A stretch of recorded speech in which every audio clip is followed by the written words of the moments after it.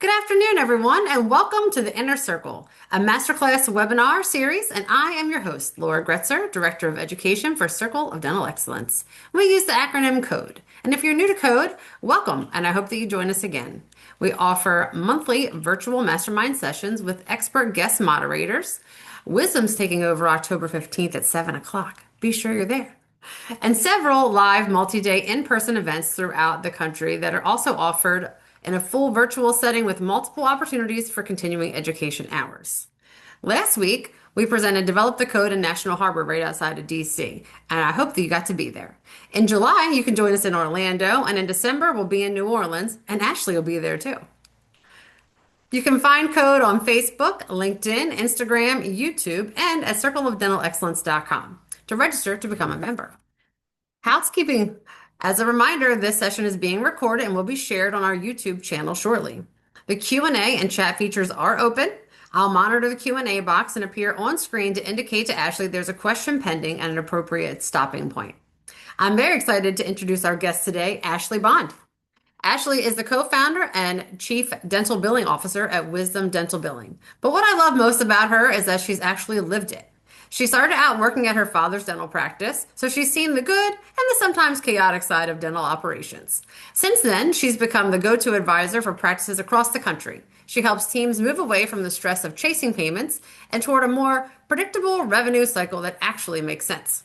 She's a familiar face on the national speaking circuit and a powerhouse member of groups like DO, SCN, and ASCA, which means she always has her finger on the pulse of what's actually working in the industry right now. What really stands out about Ashley is that she's all about the how to, not just the theory. She's incredibly data driven and practical, focusing on things that your team can start doing this afternoon to improve collections and breathe a little bit easier. As you'll hear today, that same practical spirit is the engine behind Wisdom. They're all about taking the administrative heavy lifting off your plate so you can get back to what you actually love, which is taking care of all your patients. For those of you in our code community, keep your ears open because there's a special discount for you at the end. And with that, let's get into it. Ashley, the floor is yours. Thank you so much. I'm so excited to be here. My first code webinar. So, hello, the chat is open too. So, please, as we're going through any questions that you guys have, please put them in the chat. But today, we're going to talk about what affects every single one of your practices. And when you said, Laura, about the chaotic part of the practices, oh, yeah, I've been there. It is just crazy sometimes, but we want to get paid faster without fighting insurance because at the end of the day, you can do incredible work, but if your systems aren't tight on the back end, your cash flow will start to suffer. So my goal today is really simple. I want to give you practical, real world tips that you can take back into your office tomorrow and start implementing. All right, so this is my father and I. So I did start in my father's practice, but I just want to tell you where I come from. So I grew up in dentistry working with my dad, and I watched him lose a whole lot of sleep over his dental billing. And again, not because he wasn't a great dentist. I'm a little biased. I think he's the best, but it's because insurance is so complicated and it's always changing. So that's why we built Wisdom. So today is not about selling you anything, but it's really about helping you feel in control of your numbers and getting paid faster. And just quick context of what we do. We do support offices around the full billing cycle from verification all the way through patient billing and follow-up. But more importantly, we bring that structure and accountability to the process. So I'd like to see in the chat. I want you to take a look at this, and is anybody feeling this way? Or has anyone ever felt this way? Where dental billing just makes you feel like you want to pull your hair out. I don't know about you, but this was me on almost like a daily. I just having fights with the representatives, and we're just overwhelmed. Sometimes we're understaffed, and we are just trying to keep on top of systems that seem like they keep changing on us. Yeah, I see it. 100%. Yes, with I love all those exclamation points. Yes. It's so stressful because let's be real. Insurance is more complex than it's ever been. It's constantly changing. It's full of those little rules that are just so easy to miss.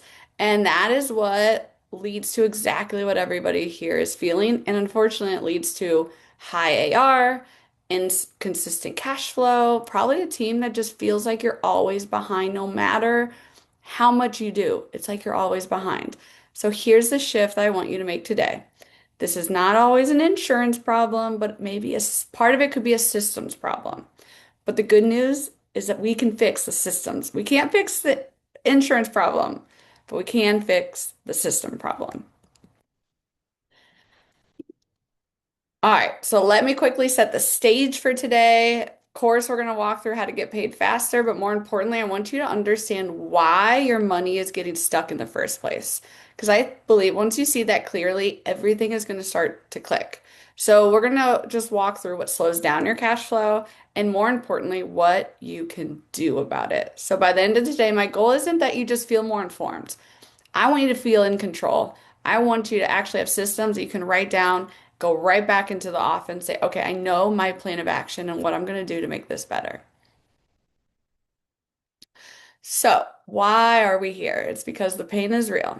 And what I hear from dentists every day is that they're wrestling with the staffing shortages, high AR, low revenue, the administrative burden on your front office team that insurance is. It starts to feel like you're always behind.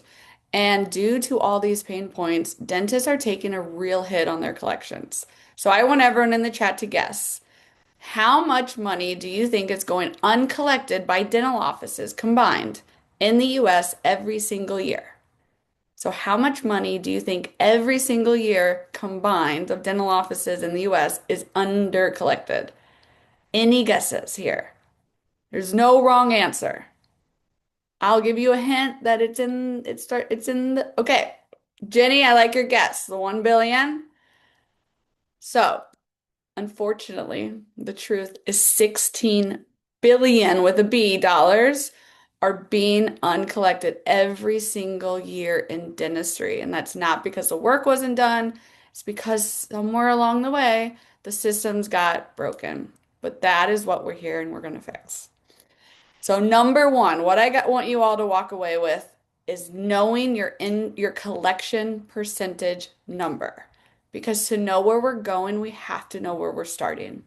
And your collection percentage tells the story. So to get your starting point by the end of this week, this is what I want. I want you all to know if you don't take this number, if you don't get it on a monthly basis, I want you to know for the last 3 months. So what were the last 3 months of total collections and divide that by the last same 3 months of your net production. So that's gross production after your adjustments, write-offs. Times that by 100. That is your collection percentage. So that's going to tell us our starting point. Our goal is 98% or higher. And if it's not there, it does not mean you're a failure, but it does mean there's an opportunity. And I'll get some people that, run this number and they'll say, you know what, we're at 90%, 92, we're doing okay. And every office is different. So, and every month is going to fluctuate. That's why sometimes getting a 3 month average is good, and then every month running it. But really, when you think about it, a 90% is still 10% of what you're producing, you're not collecting. And that is unfortunately with a high overhead in a dental practice, that doesn't keep our businesses running. So that's why we really need to collect everything we're producing, which is why we're looking for that 98% or higher.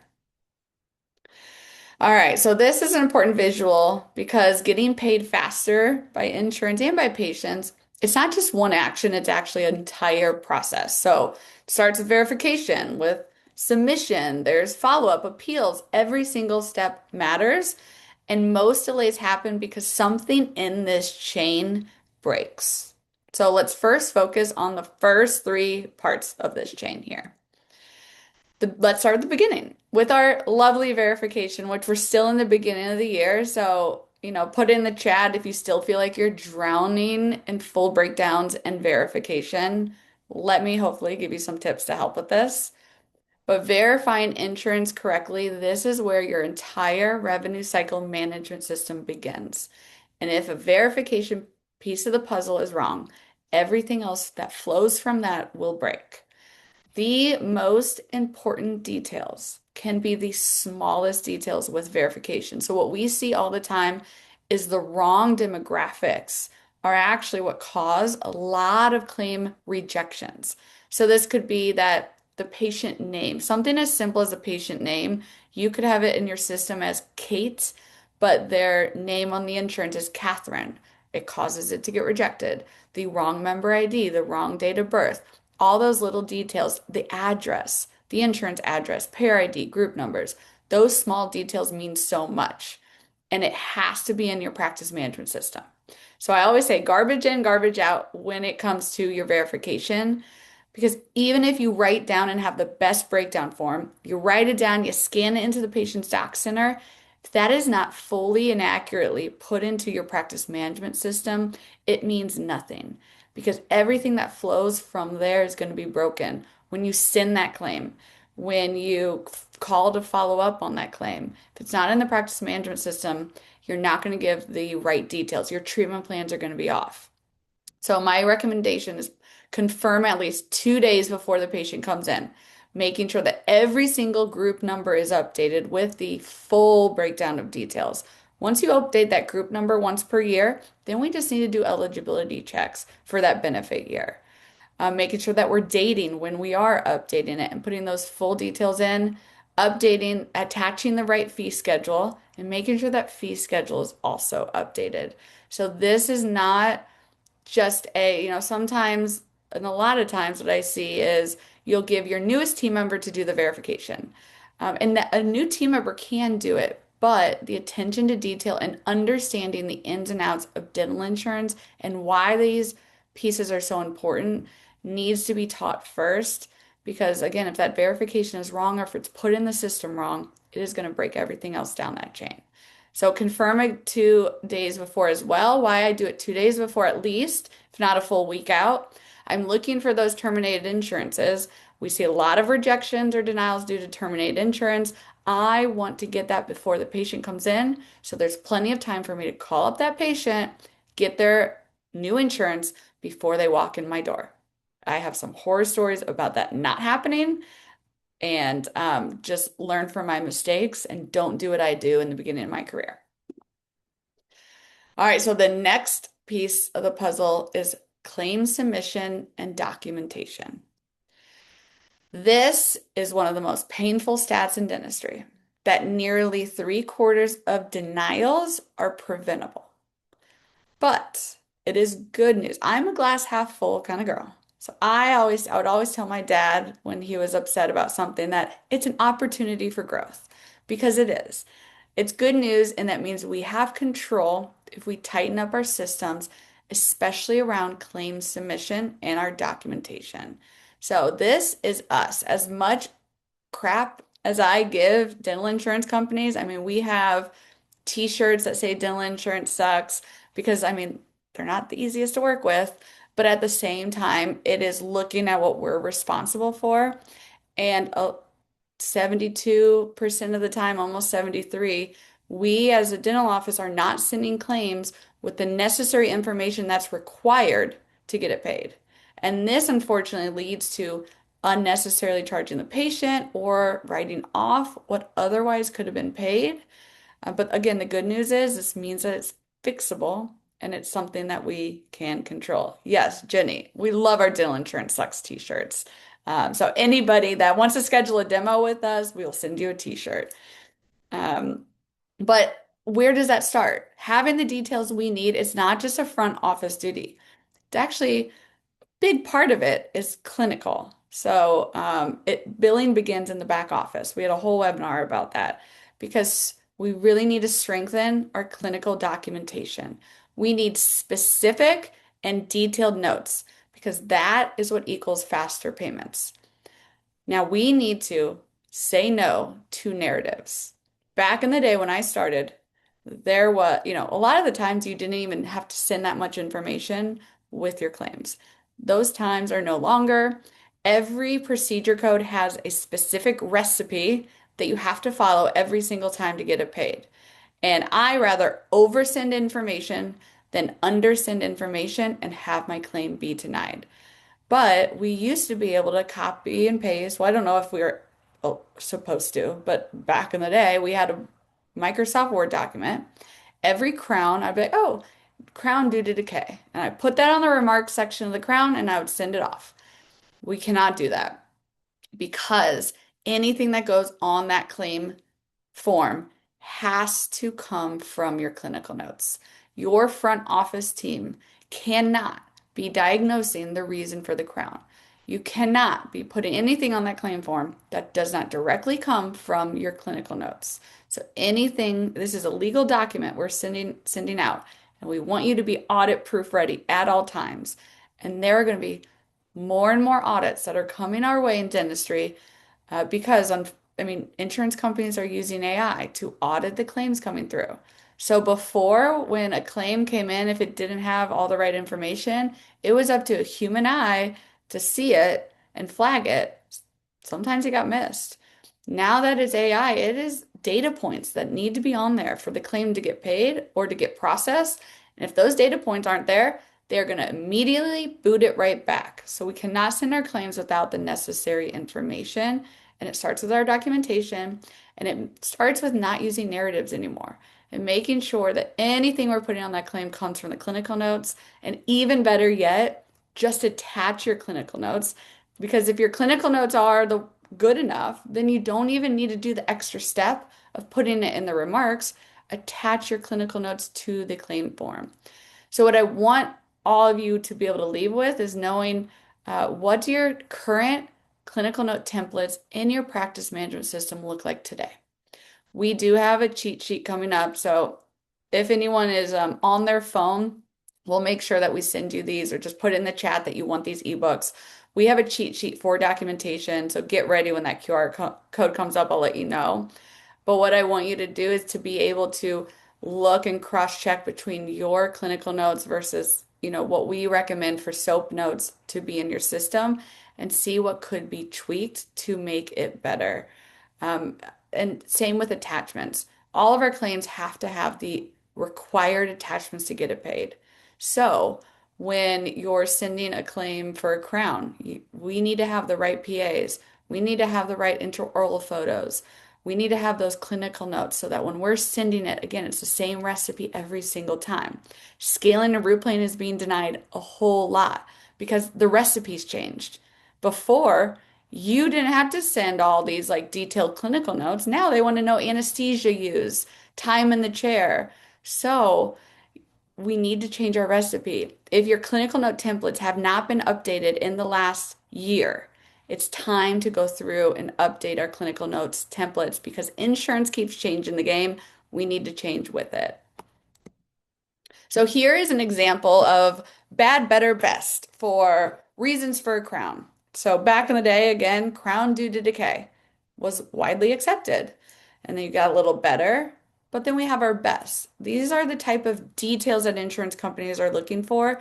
They want specifics for that patient on why that procedure was needed to be done. So tooth number 4 has recurrent mesial and distal gross caries and fractured lingual cusp. We have that in our clinical notes. We have the x-rays to prove it, and we have the intraoral photos to prove it.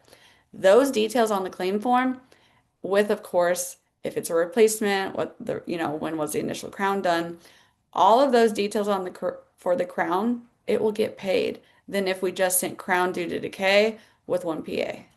So it's beefing up the documentation to get our claims paid because we all know once you get your claim denied or delayed or wanting more information, you're going from being paid in 14 to 21 days to now it could go 90 plus days because you send in more information, they say it's duplicate. You have to call, you have to talk to a highest level supervisor. They come back, say it's denied. You have to appeal it. They lose the appeal in the mail. If we just take the few minutes on the front end to do it right before we send it off, it can save you hours and it can save you months of being paid a lot quicker. So here's that QR code that I promised. And don't worry if you're on your phone and you can't, because here's what I want to know. If you're on your phone and someone puts up a QR code, how in the world are you supposed to get the link to the QR code? So just put in ebook, we'll make sure to send it to you. But SOAP is for more than just clean hands. This is what we want our clinical notes to look like. And I'm not gonna lie, when I first saw soap notes, I was overwhelmed because subjective, objective assessment, what are you talking about? But let's break it down. So subjective is really just what did the patient say to you? Objective is what did you see during your exam? The assessment, what did you recommend? What did you diagnose? And the P, what treatment was completed and what comes next. So we just need to break it down. We want to take these SOAP notes and that criteria and compare it against our templates that we have in our practice management software. And this is not just doctor's schedule, but this is hygiene schedule as well. So go in by the end of the month, the end of the week, look at your templates. If you don't know how to update your templates, reach out to your practice management software. You can Google it, YouTube it, ChatGPT it. There's so many ways that, even if you can't get through for someone to help you from your PMS, and at the end of the day, reach out to info@withwisdom.com. If you really can't figure it out, we will help you. But your templates are going to assist the doctor because my dad, he is thinking clinical. He is thinking about doing the best dentistry. He was not always focused on, having the best up-to-date notes. So that's why having that template is that guide that when he posts that as a crown, it's going to walk him through these questions on what has to be answered in what order to get the claim paid. And again, just to protect your practice. So here is some of our common missing attachment details. So we see time and time again, here are things that are missing and cause the most delays. So for crowns, we see a lot. The usual suspect, the prior placement date. So add that to your clinical note template. And then you can mark that NA doesn't apply, but have for every single crown or implant or bridge if there was what the prior placement date was. Now, I understand that if you didn't do that treatment, obviously, you might not know. So you have to ask the patient when they're in the chair. We have had many times when we're going to send the claim, we're like, we don't have the prior placement date. Let me call the patient. And it is so hard. We all know. How easy is it to get a hold of a patient once they leave your office? Not very easy. So we want to get those details while they are there. Your assistant might need a checklist of items that they need to make sure to ask the patient while they're in the chair. But when you attach that x-ray, they are going to see that pre-op x-ray that this had a crown on it before. So they are not going to pay it until they have that prior placement date. And if your patient doesn't know the exact date, that is okay. We want, is it 10 years old? Is it 15 years old?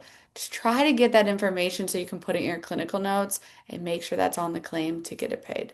Same for implants, but for implants, they also are going to want to know all the missing teeth. So all those missing teeth should be charted, should be noted. They're going to want to know the extraction dates of those teeth. And again, we might have to do some digging to figure that out. I rather do that digging before I send the claim and take 30 minutes, an hour to figure it out before I send the claim, then again, be delayed months before I get paid for it. SRP. SRPs are being denied so much. Full set of x-rays is needed. So for all of my hygienists, and my sister was a hygienist, so I would give her a lot of, I don't know if I can say crap on webinars, but I would give her a lot of crap about not having what I needed. But your full set of x-rays, you had to have. She was very good at getting all of those details, thankfully. Did not like when she would pull me back to do her perio chart for her. But that's just sisters fighting.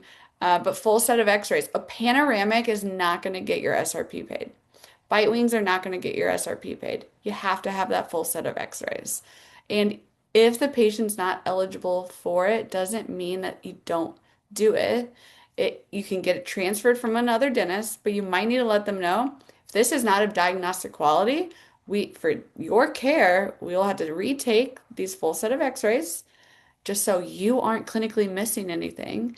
And then the patient will just have to know it's an out-of-pocket cost. And it's okay for them to pay out of pocket. But they're wanting to see that bone loss. If you cannot see the bone loss for whatever reason on the x-rays, it needs to be clearly detailed in those hygiene notes why the SRP was necessary, where that bone loss is, and staging and grading needs to be done as well in our hygiene notes. Build-ups notoriously are denied or they're inclusive to the crown, please do not write off the buildup if you get an EOB back that says it's inclusive to the crown. Most of the time that can be appealed and paid. What they're looking for though is intraoral photos are going to be your best friend when it comes to buildups. The assistant leading that doctor to making sure after he preps the tooth. So once you take away the natural tooth structure, but before you build it up, snap the photo. That's when you need the photo because what you want to show is how much tooth structure had to be removed for the evidence for that buildup for the crown to be paid and making sure that's in the notes. The clinical notes need to have over 50 or 60% of tooth structure had to be removed. So a buildup was necessary to restore the tooth and to hold the crown. Guards, they need to know upper, lower, bruxism, periosurgery, and then extractions, making sure we have our x-rays, our clinical notes, root canals, the same thing. Jenny, tell me what part and I'll go back to it on what you want me to say again. Oh, buildups. So for buildups, intraoral photo is your best friend. If you're getting a lot of denials, make sure you're snappy. Your assistant is stopping the doctor after they prep that tooth to take a photo because we need to see after you prepped it, took away the natural tooth structure, what's remaining. A lot of the time, so my dad, he would, put a dental dam on his patients. He knows it's uncomfortable. He wants to get that procedure done as quickly as possible. He is not thinking about taking a photo. The assistant had to lead him to, kindly, of course, be like, Doctor, we need to make sure we get our photo before they start building that tooth up. So photos. And then in your clinical notes, it should be stating over 50 or 60% of tooth structure had to be removed in order to restore the crown. So they're looking for that percentage. Most of the time it's over 50%. Some insurances, it has to be over 60%. And with buildups, if they're not paid, please don't just write them off, but appeal them. And if it's Cigna, call and give them the seat date. Even if it's a CEREC, call and tell them it's a CEREC. Even if I put that on the claim form, they disregard it. So I hope that helps you, Jenny. And then takeaways, double check all your codes before you submit your claims. Do not, I call it blindly submitting, where you just send claims, where you just click the button and send it. Double check. So before I would send any claims, I am looking at the schedule. I am going into the ledger. I'm looking at the procedure codes because I know I'm not going to trust those flags to say, stop, this needs an attachment because those flags are not accurate.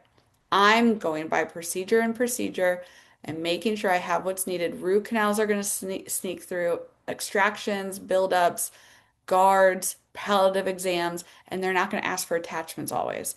So I'm not just sending, but I'm going procedure by procedure first, putting my attachments in, and then I'm sending them. So again, it's that taking more time on the front end to save your time on the back end. And as I said, this is not just a front office duty. So hold quick daily huddles. Have clear checklists so the front and office know that we're working towards the same numbers. Everyone should see that their role impacts collections, productions, and claim success because getting paid is a team sport. So, when insurance throws a fit and doesn't pay, one person trying to handling it all gets overwhelmed, but everybody has a role. The doctor's role is accurate clinical notes and documentation. The assistant and hygienist role for me, like have those photos, have those x-rays, be attachment ready. And then your administrative team, they're making sure that the attention to detail is happening, that everything is attached to that claim before it's going off. And question I always want to ask my team members, and we did not do this in the office, but it's now I see how beneficial this would have been. Do we review our denials as a team? Because if we are just having the front office work on the denials, but we're not reviewing it as a team in our monthly meeting, how do we know where to improve? How do we know, hey, our buildups are getting denied a lot. We need to talk about this as a team. What are we doing in the front, in the back? Hey, our SRP is being denied. We need to know about this as a team because it's the billing begins in the back office. And my recommendation is have an intraoral camera in every operatory. They are not as expensive as they used to be, and there's so many uses for an intraoral camera. not only for insurance claims to get paid, but for case acceptance, for before and afters, for marketing. Patients see so much better with that visual of a photo over an X-ray. So intraoral cameras, I'm a big, I love them. So have them. All right. So rejections versus denials. So there is sometimes a misunderstanding between these two. So I want you to view rejections. These are claims that never even reach an insurance company. So these are going to be stuck in your clearinghouse. So when you call and say, hey, I'm calling on the status of a claim and they say it's not on file, they're actually telling the truth for once. It's not on file. So make sure as a front office team, are we reviewing our rejections every single day? Think of these as airplanes that get stuck on the runway. They never make it off to their destination. Then denials are claims that the insurance company did get, but they were never approved for payment. So it's an airplane that's just circling, waiting for the information before it gets paid. And then a quick tip for anyone that uses Dental Exchange, you can create custom rules to stop every procedure code that you know needs an attachment. This will disregard those flags from the insurance payers. And so I would put every code that I know needs to be stopped, which we do have on our website. Our dental billing cheat sheets has what attachment should go with each code. But this, I would create a custom attachment rule so I know it's being stopped. Okay, now this wouldn't be realistic if we didn't talk about the second half because you do have to fight insurance sometime. Now, after we dealt with the documentation, the verification, claim submission, the fighting is going to be so much smaller if we're doing it the right on the front end and we're not being reactive to the denials. But let's be real, there's still going to be denials. And I'm sure a lot of you are sitting with aging claims in your office right now because insurance does make it really hard. So let me show you how to fight with insurance to get the knockout punch. So where do our claims get stuck? In our aging. So I want you to build a consistent follow-up system. If you are not touching claims, which means calling most of the time, not just resubmitting, this is what I call a blind resubmit, where it's still in your aging report, so you just hit send again. That is just sending it the same way. It got stopped for a reason. So we need to call and figure out why it's not being paid. But it's every 14 to 21 days until that claim is paid. There should be one accountable team member. It is a team sport. More people can help call, but if everyone is accountable for it, I'm telling you, nobody is accountable for it. So somebody needs to be responsible for your aging report and the numbers, knowing that other team members can help. Weekly strategy. Every week I was printing my report with a strategy of every claim that I was going to call that week. And then every single month I reviewed that with my father, with my dad, going over every single claim on that status report that was 30 plus days because I need that accountability. Everybody needs that accountability because if we don't, there are a million other things that we have to do. It's just going to slip. And then document every single contact with the insurance company. Some just expert tips when you're calling on your Cigna claims, you try to get as many as you can. Before calling, check your clearinghouse because I have waited on hold for an hour just to then try to call to give them the NEA number and then I see that it's rejected. That really hurts my pride that I should have just checked that first. So check your clearinghouse before you call. Make sure you have the NEA numbers um, because you need to give that proof that you did send what was needed. And then multitask when you're on hold because you're going to be on hold. Use that time to check portals.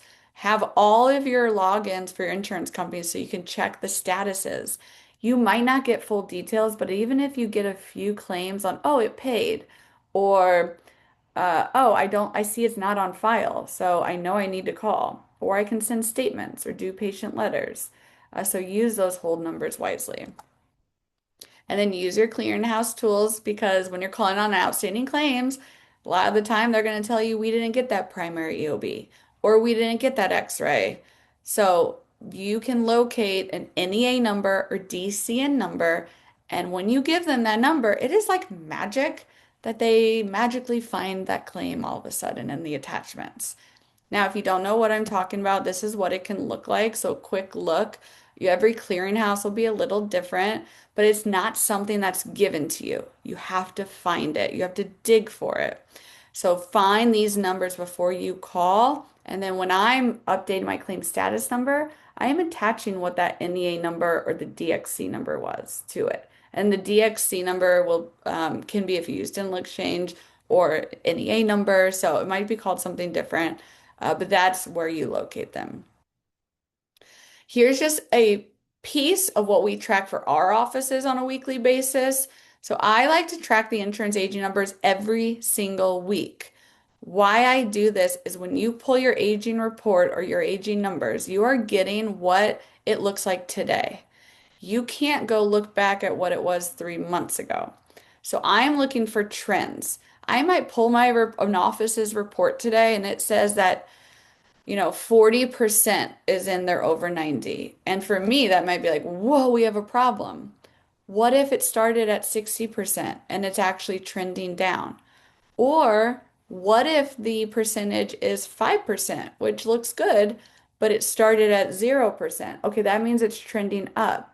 I'm looking for my trends week over week so that we catch a problem before it becomes a big issue. With the insurance company, it is a weekly thing that we have to stay on top of because if you go 1 month and it gets out of control, it is so hard to get it back. And then clear, detailed claim status notes are going to be your best friend. Not only is this necessary for accountability, but if you're the one doing the calling, it is going to save you so much time. I can't even remember what happened yesterday. I'm not going to remember 2 weeks ago the conversation I had with an insurance rep. So I am putting a story out. I am not writing claim status notes that say not on file, resubmitted. To me, that is not adequate. I am going to put the date, who I spoke to, exactly what they said. So, not on file, double check the payer ID, the claim address, check the clearinghouse. I resubmitted to this fax number because I didn't want to resubmit the same way. So I asked them for their fax number. I asked them for an email. I resubmitted on the portal. Very detailed because what that's going to do is when you do call again, which a lot of the times you call again because they don't just pay it right away, they make you fight for it. You're going to have those details and say, no, I faxed it to this number or I did this action. And having those details and that reference number is so helpful. Ask for the highest level supervisor. You'll get your claim reprocessed a lot quicker. Or again, they magically find things once they know that you are somebody that is paying attention to the details and is not going to take no for an answer. So I'm going to run through this really quickly, but I'm going to go through 3 major PMS systems to show you where you should see your claim status notes. So as a doctor, office manager, when you run your reports, or every single month when you go over these reports, you should see the claim status notes directly on your Eaglesoft Dentrix or Open Dental. If you don't see updated notes, it either means we don't have time to do the notes, we're not doing notes, or we don't know where to put the notes. So for Eaglesoft, they're going to be right there on the aging report as long as we're putting our notes in the right place. For Open Dental, they make it tricky. Make sure when at the top where those 3 arrows are, date range should apply to the date of service, not the last time you submitted it, not the time you first submitted it. That's not going to give you real aging numbers. It should be from the date of service. Also, where that circle is, it says track stat. That is almost like the header to the claim status note. That can be custom made, but it would be first appeal, second appeal, not on file, resubmitted, waiting on patient information, and then you go in to get more details. That's almost like the subject header to an email. Like, what is the quick status? And then you get more details when you go into it.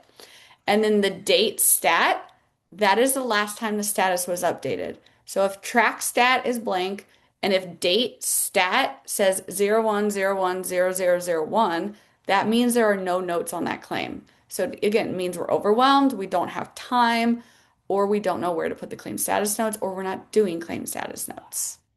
And then with Dentrix, when you run your report, make sure you check mark that you want to print the status notes. They should automatically populate on that report. And again, we're looking for those dates. Have we called within the last 14 to 21 days? If not, if we're seeing that months ago we called on this claim, again, are we overwhelmed? Do we not know where to put our notes? Those are the questions we need to be looking at every single month. All right, so insurance doesn't always pay, and when they don't, I don't want you to panic because it doesn't mean we don't fight it. I want you, though, to pay attention to the details. So a $0 payment doesn't always mean $0. It can, but my point is here, I don't want you just to post it without pausing. Pause before you post. So for instance, this is a 4910 that was denied due to frequency. A lot of the times, team members just post this because 4910s get denied due to frequency a lot. However, what I want you to do before just posting this, double check the ledger. Is this the second 4910?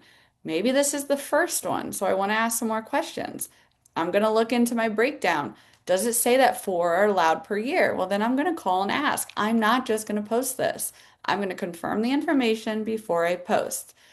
Insurance companies do make mistakes. Here is a crown denied due to basically they say just didn't need to be done. But note it says patient portion is 0. I'm not posting this and writing off $1,300. No. First of all, we're going to appeal everything that's denied. We're going to fight it. But at the very least, if the patient needs the crown, if they're not going to cover the crown, we don't want our dentist writing it off. We also have to be very careful that we're just not making up our rules with EOBs, but we follow what the EOBs say. If we don't like it what they say, we need to call and get more information and or fight the claim. Here's our buildups. So you'll see these a lot with buildups. It's going to say it's denied. And sometimes, so the bottom one is what Cigna says, call and give the seat date, but it might say it's part of or inclusive to the primary service performed. This tells you to write off of more, almost $400 and not bill the patient. So this is where checking what we're adjusting off every week is really important because it could be whoever's posting payments just doesn't know they can fight this. You can appeal this and fight it so that the claim gets paid as long as we have that evidence of the documentation, the photos, the x-rays, etc. Now let's talk about getting our money back when they do deny it. So I want us to create a structured appeal process. So I want our appeals to be proactive and consistent. So every time I'm posting payments, I'm setting aside my denied EOBs because, first of all, remember we're taking those to our monthly meetings so that we don't just continue to be reactive, but we're figuring out why we're getting these denials and fixing on the front end. But I'm also setting aside because I want to focus on my appeals. Every single week, I'm getting those appeals at by the end of the week. Anything that needs an appeal is getting out those doors by the end of the week. So anything that needs more information or that's being just clear out denied, we want to make sure, again, those clear notes are in the claim status. So if something gets denied, I want you to look on those EOBs for an appeals address, or they might tell you the requirements or what they're looking for. That's really helpful because most times the appeals address isn't the same. So don't mail it to just the same address. And if you don't know, call because the worst thing is to take all this time to do an appeal and then you mailed it to the wrong place. Upload your appeals into the patient's doc center because these are things that get lost in the mail all the time. I don't want to go through all the work again. And make sure that as well you're reviewing these appeals with the doctor on a monthly basis because I want them to be a part of this because it's not just the front office, it's clinical too. And I'll circle x-rays, do highlights, I'll point to it. I want to make it as obvious as I can on why this treatment was needed. And then I'm taking that and noting, hey, why don't we do this for everybody? So when we send claims, every patient has the clinical details we need to get it paid. And a few tips that will help get your appeals paid faster is call to ask what the reviewing dentist said or what they need to see. Sometimes you'll get a good rep that says, oh, they noted this, they really needed to see this, or they didn't, this is what's needed to get the claim paid.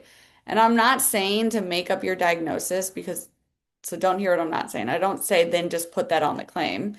I'm saying if that's why the crown was needed or the buildup or whatever, then make sure those details then are in the clinical notes and then adjust it going forward for that procedure code. Don't be afraid to escalate to a supervisor when needed. It is not rude to ask for the highest level supervisor. Ask for the license number and the name of the reviewing dentist. Sometimes that will just get your claim paid.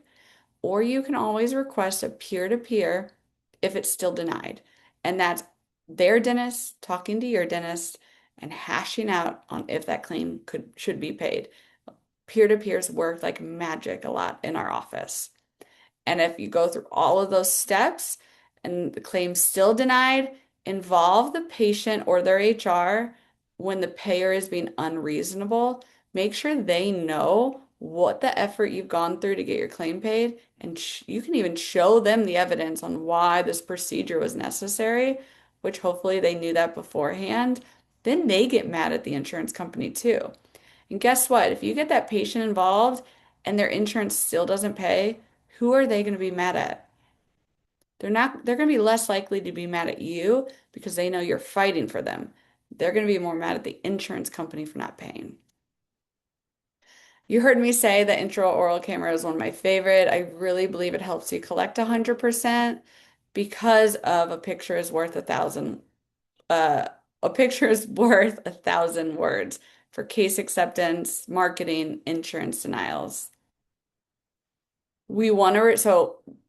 We can't fix what we're not tracking. So we want to track things on a monthly basis as a team. This is where leadership comes in. This is what I want you guys to review consistently so that we can start fixing it. So I already talked about this, but remember, one of my favorite quotes, insanity is doing the same thing over again and expecting different results. We're not going to be insane anymore in the dental practice because we're reviewing our denials as an entire team. And we are going to talk through if there's a pattern. Is it a certain insurance that's denying something? Is it a certain code that's being denied? Is it a certain provider that's being denied? It tells us then it's diagnosing what part needs to be fixed. And then we're zoning in and we're updating those clinical note templates, or we're giving more training to that hygienist or to that doctor so that, again, everyone's getting paid faster and everyone's job is a lot easier. So at least monthly, this is our insurance aging review. So every month, I want you going over those numbers I showed you. We recommend your 90 plus is less than 5% of your total insurance aging. And then I'm reviewing every claim on that 30 plus. How many times did we resubmit? How many calls have we made? What procedure codes are being denied? Who needs an appeal? Every single month, I'm going over this with patient aging. So this is typically, just a template for what your patient aging cycle could look like. But I'm making sure that this is being done consistently for our patients every single month, or it's just going to be pushed off to, we'll get to it later, because there's so much happening in a practice. So we're confirming again that we're ending the month for my Dentrix Eaglesoft offices. We recommend 90 plus to be under 10% of total aging. How many statements have patients received? So I'm printing my aging report, just like my insurance agent, I'm going through. Who's gotten statements? Who's gotten letters? Who's gotten phone calls? Who's gotten text to pay? Yes, I will go back. Here you go. And anything you need, if you didn't get it, like just reach out to our team. We'll make sure you get the slide that you need. You're welcome. Um, every 90 plus, or this actually has 90 plus. I like to go 60. I don't like to wait till 90 plus. I should say 60 plus. How many statements, letters, phone calls? Who's at risk for collections? Are we reviewing that with the doctor every single month? The worst thing you can do is to let your aging just keep building and not doing anything about it. We need to either decide to send these patients to collections or write off and inactivate with a pop-up that says if they want to come back, we are going to collect. Because if you're just letting those accounts sit, then it's making your report messy. So when that happens, it is harder to pay attention to the current balances because you're running a report that's 50 pages long. It's going to be overwhelming. The easiest payments to get are from your most current balances. So it doesn't mean you're never going to collect, but change the billing type. So you can make sure to change the billing type that maybe like this is someone that when I run my report, I know who I'm going to work and I know still the money that maybe is at risk for collections or that we've sent to collections or that we have maybe it's an inactivated and we have a pop-up they need to pay before they come back. But don't touch an account so much and it have 3, 5 years old balances that are there because it's making your report really dirty and it's making it hard to do your job today. All right, key takeaways, and you can take a quick picture of any of these slides, but know your collection percentage. If we're not tracking it, we can't fix it.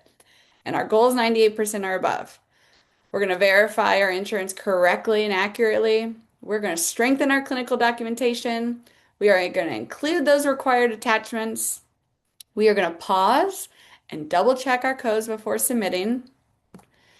We are going to create consistent follow-up systems. We are going to use clear and detailed claim status notes. When we're posting payments, we are going to have extreme attention to detail. It is one of the most important positions is to post your patients accurately. We are going to create a structured appeal process, and every single month we're reviewing these numbers with our leadership team and our denials as an entire team.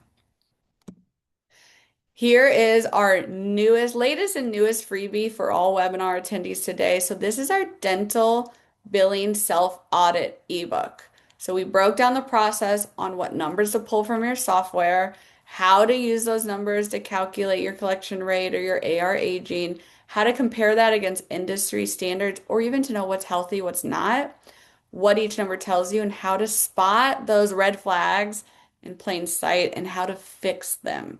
So and again, we'll send you all our ebooks. So put ebook if you want the ebooks. We'll make sure they get out to everyone. And if today made you realize that your team or you are stretched way too thin, or your systems just are not as tight as they could be, you do not have to figure it out alone. And that's what I want you to know. You are not at this alone. This is not a pressure conversation. This is a chance for us to look at your office and to see what you can improve on. And if you want to step out of those weeds and go back into leading your practice or doing the other, again, million items that you have to do, we would love to support you. So please take us up on this offer. This is a no pressure demo to learn more about what we do, but also for us to hear more about what's going on in your practice. We will send you a $50 gift card just to take a demo with us. And all Code Webinar attendees will get $500 off your first month. We are no long-term contracts with our offices because it needs to work for your office. But we really just want to support everybody. You can also text demo to 314-648-2663. I hope today was helpful. I hope you're walking away knowing, first of all, you're not alone. We are here to support you. And please just set up a call if you feel like you need to talk to someone or you just feel like, hey, what does it look like to maybe get a little help with a few areas? Thank you so much for having me today. Well, that was great. Thanks so much, Ashley. Of I know course. there was one little question, and maybe you answered it while we were talking. Someone asked about putting those numbers on like a second submission, like whether you had like the document control number or the NEAs. Yes. So when I'm resubmitting a claim, there's a few things you want to pay attention to. First, make sure you have the claim number for your resubmissions, and that claim number will come from the EOB, not from your practice management system, because our practice management system and the EOB have different claim numbers. So you want the claim number from the EOB. I make sure to note that in either the remarks or depending on the clearinghouse. I know Vine, they make it a really easy way to resubmit because you don't want it to come back as duplicate. That's what we're trying to prevent there. Yes. But yes, I put the NEA number right there in that remark section so they know that here is the NEA. If I'm sending like a secondary claim or I'm resending a claim, and if I am going to fax it, faxing might go away in the future with insurance companies, but right now you can fax. And if I have that NEA number and it's not getting through electronically, I'm going to grab the NEA, put it on the remark section. Then I know they can get my attachments and I'm faxing them my resubmission as well. I hope that answered your question. If it didn't, let me know.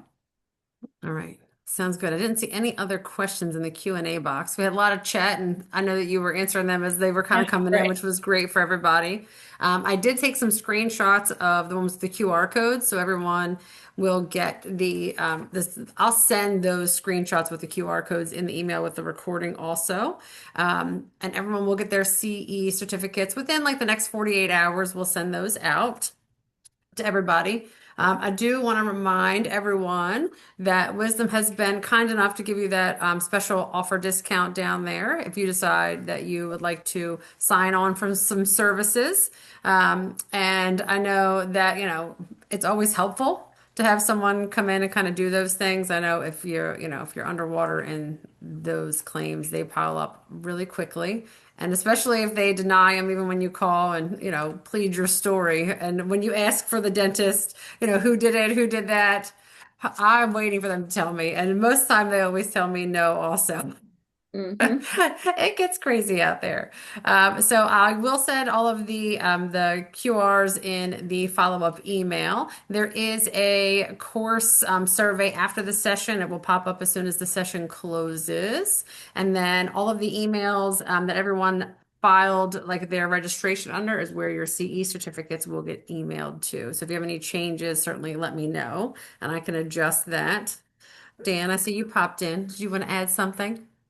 If anyone is in Vegas for Thrive Live, we'll be there tomorrow until Saturday. So my number is right there. Reach out, connect with us. We're going to dinner tomorrow night. We'd be happy if you joined us. So that's all I wanted to add, and that was fantastic. So thank you. Oh, great. Thanks so much. I know we will be there traveling all day tomorrow, heading out to Vegas. So I hope to see all of you there. And then if you in the mastermind, Ashley will be on in October. And then she will also be in person with us in December in New Orleans. So everybody Yes, grab a well, seat. We'll have a come to lot New of fun there. Orleans. Let's have some It'll be, fun. yes, it'll be my first time. So I'll have Ashley take me around to Yes. some good places.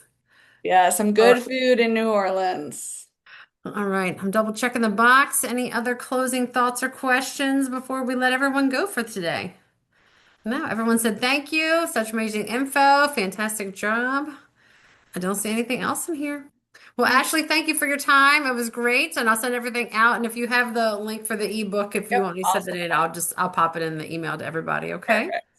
All right, everyone. Have a great day. Thanks for joining us. Thank you. See you next time.